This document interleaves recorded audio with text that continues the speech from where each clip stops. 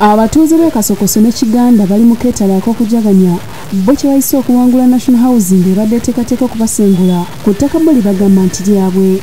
Olwaleero enteekateeka gye tuyina ey'okuba nti tujaguza olwa obuwanguzi bwe twatuuseeko, obuwanguzi obw'okukakasibwa nga ffe bannannyini bibanja eby'e Kasokoso.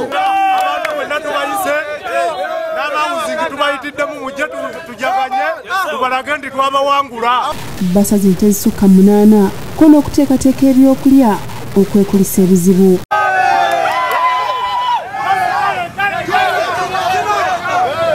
Kiganda mwenna nga bw'olaba enteekateeka twegenda mu maaso, emmere ewaatibwa, ente zigenda kusalibwa. Tuyina ddala ente ziwerera ddala ente 8 tezigenda okusalibwa olw'olutalo okwekulisa.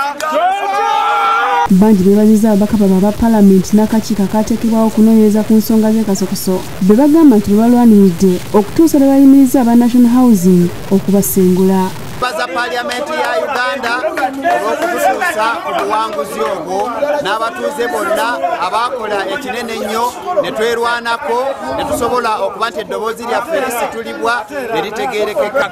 Twebaza nnyo Paalamenti n'ababaka baffe aba Paalamenti okubeera nga batulwanirira okulaba nga batuggyako ekibambulira abaali baagala okutubbako ettaka lyaffe. Amaanyi okulaba nga tutuuka ku lunaku luno olwaleero okujaguza olw'obuwanguzi bwe twatuukako okuva mu Paalamenti yaffe y'eggwanga, neeraba nti National Housing baali babbi.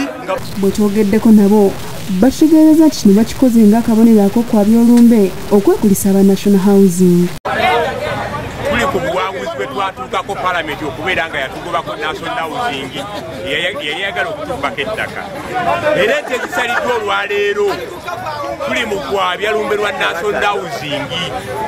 Adrian Bali Bwanika yakusakidde eggulya lino ku Lwabukedde TV1.